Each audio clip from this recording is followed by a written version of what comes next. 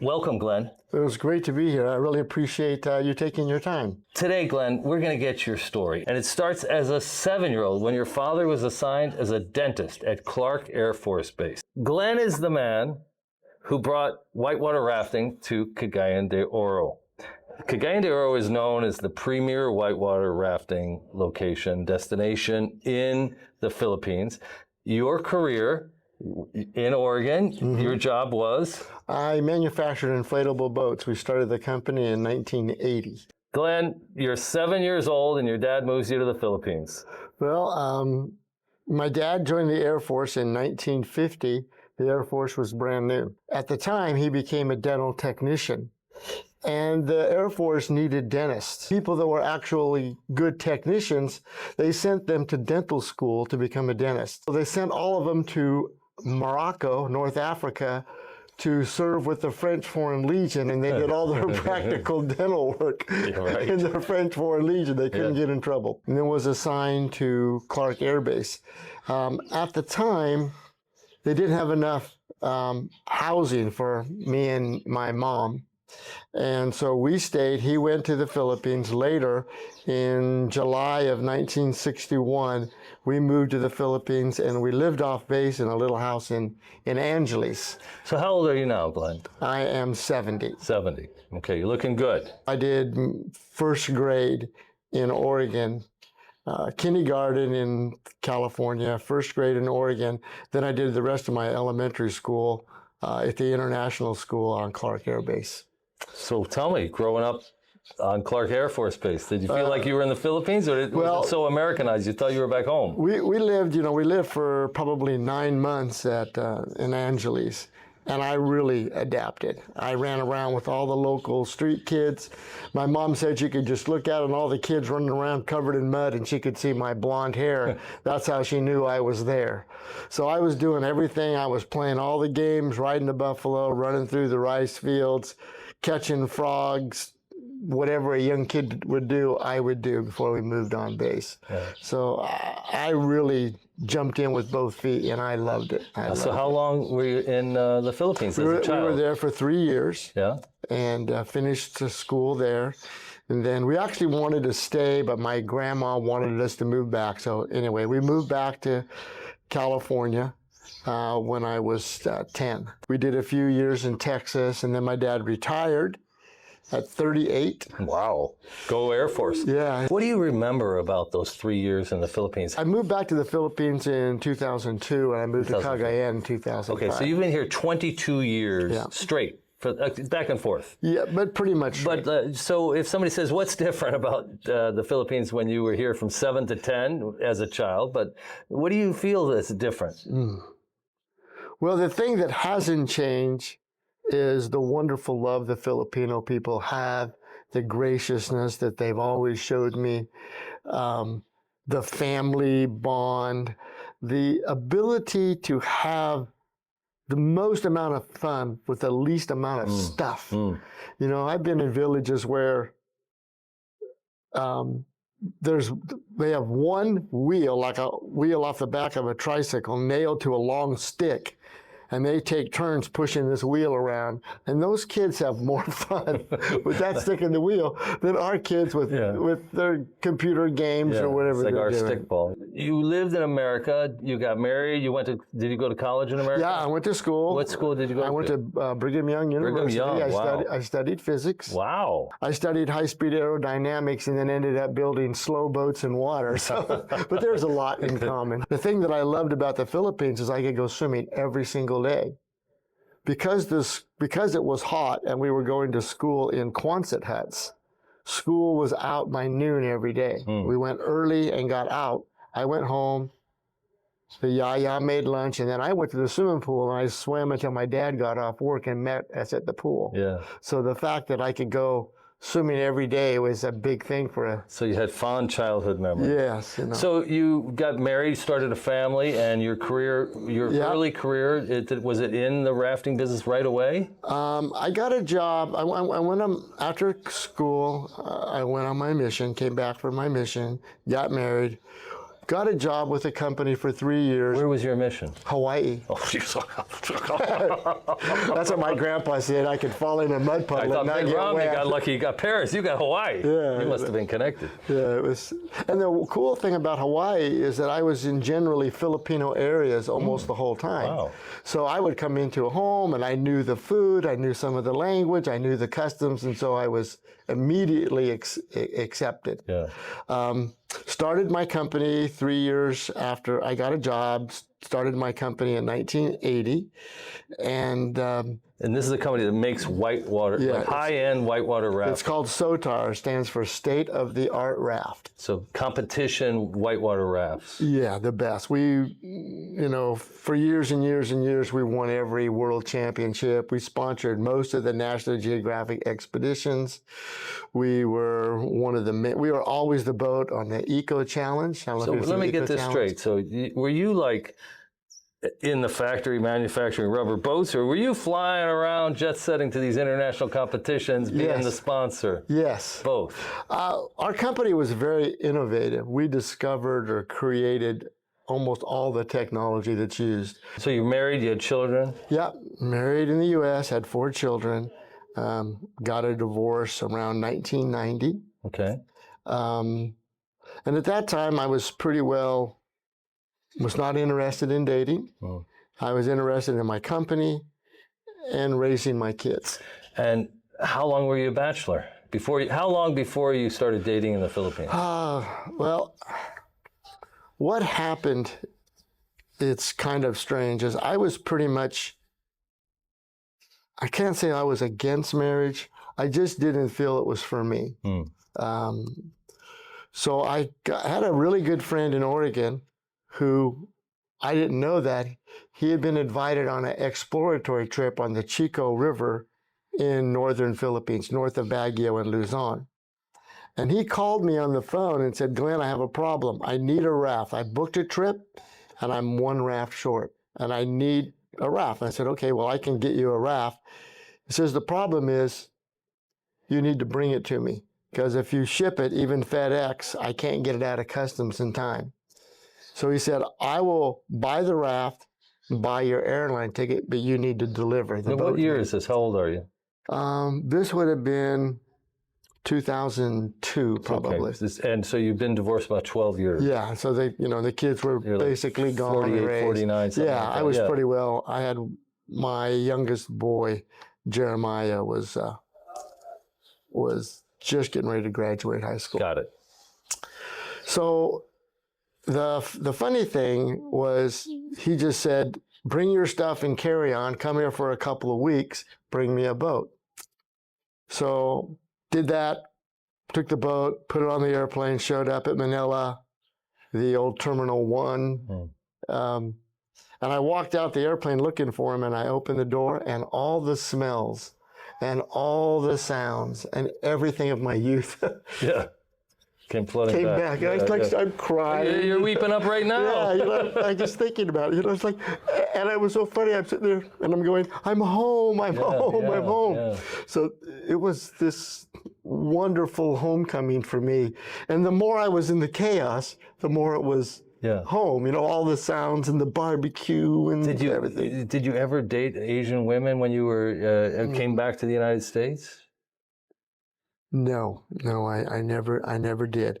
But being in Hawaii, I think on my mission was a big influence because I saw how they were. Yeah. Before I had done this, I'd started a factory in Fiji. I had some factories in China making components. I had a factory in Fiji because of a trade relationship with New Zealand and Australia. It was 100% duty for me to sell my boats to Australia. Yeah. But if I made them in Fiji, it was 0 duty. It's good business.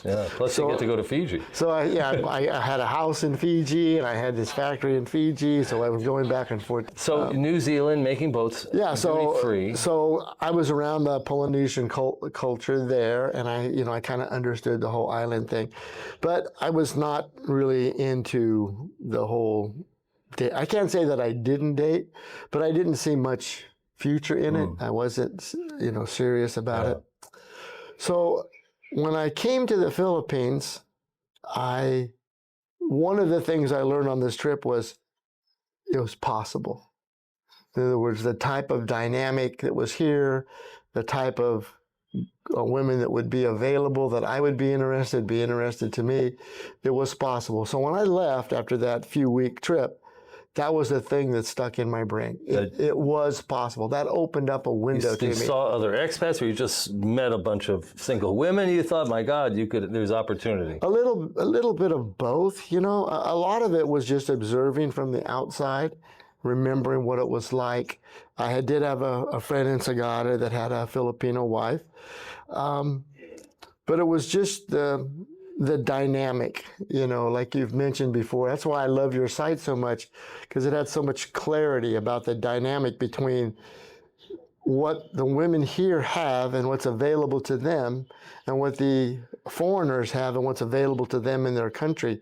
It's like this perfect connection. If you could only build a bridge. Yeah. Without big holes in it. and I noticed that. Right off. Yeah. And so a guy that I had met recommended a dating website, and I really wasn't interested. I went back. It was probably over 2 or 3 months before I got online. Yeah, and you remember the name? It was 22 years ago. It was Filipino Heart. Filipino Heart. Okay. Yeah. Probably not around anymore. Probably not around. Yeah. So what was that experience like dating? Were there as many scammers back then? Well, you know, the fact that I was well-traveled and had lived in the Philippines and had been here Helped. and lived around Clark, I knew that there was a huge amount of scammers. Yeah. Now, did I fall for them? Yes. Did I take me a little... You know, you have certain clues. When every single girl you're chatting with after you've chatted for a couple of weeks comes on and says, oh, I'm really having a hard time. I've got a school project and I don't have the money for my school project. The short con. And I need 10,000 pesos. There's always 10,000 pesos. Yeah. I always say the short con reveals itself in 7 to 14 days. 150 to 250 is usually, So, I realized that. And then, so I did meet somebody that we started off a regular conversation. Could you video chat back in those days? Did they? I could. I didn't. You became enamored with one particular Filipino. Yes. And you made the trip. And I made what I had done. I had opened up some factories in China, and so I decided on one of my trips to China to stop by and see her. Well, I immediately arriving at the airport, I immediately found out it was a fraud. Immediately at the airport. She didn't look like her pictures, or what? Well, she had sent me pictures of when she was 16, and she was 32, and she was actually married to a foreigner. Oh. And she was working the gig to have a boyfriend in the country while her husband was at work. That's called the long con, yeah. So as he was going back and forth to England, she had some... Got it. And I didn't want any part of that. Right. So she met me at the airport. I immediately scoped out the situation, sent her on my way. Yeah. Now I'm in the Philippines. Okay, so this whole boots on the ground, everybody, there's this controversy, online boots on the ground. How many days did you have for boots on the ground? I had 10 days. And how'd you make out? I met somebody, and I talked to a bunch of people, and I had no place to go and nothing to do. Yeah, okay. I didn't even have a reservation at the time. Right, okay. And so I met somebody, and we got along fine, and I kept that relationship for a year or so. Okay. Until... Did you come back in that year? Yeah, I would come back. Okay, so you had someone special for a year, and you were coming back and forth. Right. I went and visited her, and I was back home, and I woke up one day and got online, and all of a sudden, I was on Yahoo at the time, and all of a sudden, my Yahoo email account went crazy. It was just like emails were coming in so fast, I couldn't even download them as fast as they were coming in. And I'm like panicking. So I figured, well, is this my account? Is it Yahoo in general? And I remembered I had this girl's password. So I just got into her account basically to see if she was having the same problem.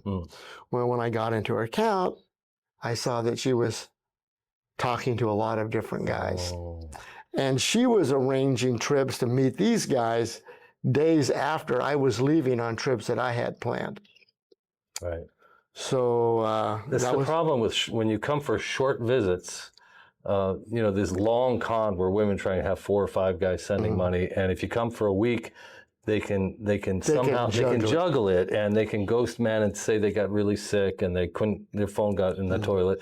But if you come for 3 weeks, then it's over. They can't juggle it. Yeah. And they can always, and they can catch you if you're playing games. Right. So they know you're in country and they can't get a hold of you. And you've been talking to them every day for 2 hours a day for 3 months, and then all of a sudden you don't talk to them. I'm in Cebu City. I can't call. Yeah.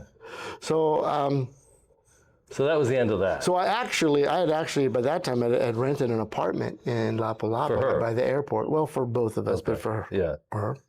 And so I needed to get my stuff out. So what I did is I printed out all of these emails, this big stack of emails. And I was really good friends with her brother, and I was really good friends with her employer. So I kind of pulled them aside and explained to them what was going on before I laid it down on her. Yeah. So I just pulled off and I asked her questions, and I gave her a chance to come clean. And she wouldn't. She said, well, how about this? Oh, I didn't do that. And I just pull out an email. Plunk, plunk. And what about this? Oh, no, I would never do that. Plunk, God. So. She lost face. And the funny thing is, it's probably the most unusual thing. And I can't say all Filipinos do it, but it's a trait that I've noticed. If you do something to embarrass them, they'll attack you. Yeah. Now, I was the mean guy for doing all this mean stuff to her. Yeah. She wasn't the bad person for cheating. I was the horrible person for making her feel bad about the things she was doing. Well, had you really gotten to know her, you hadn't spent months at a time living together. Yeah. And her real personality remained sort of hidden. Right. So, obviously it ended up being a blessing. Yeah. So you went off back to China. Well, the funny thing is I found out about this, and I wasn't returning to the Philippines for a couple of months. Yeah. So I had to play that everything was fine because I didn't want all my stuff to disappear. Right. Obviously I was heartbroken and upset. And a few months later, actually right before I came, I decided to get back online again. It was kind of funny. I was almost like in spite. I was going to cheat on her. I was going to look because what she did to me. Yeah. And that's when I met Ruby.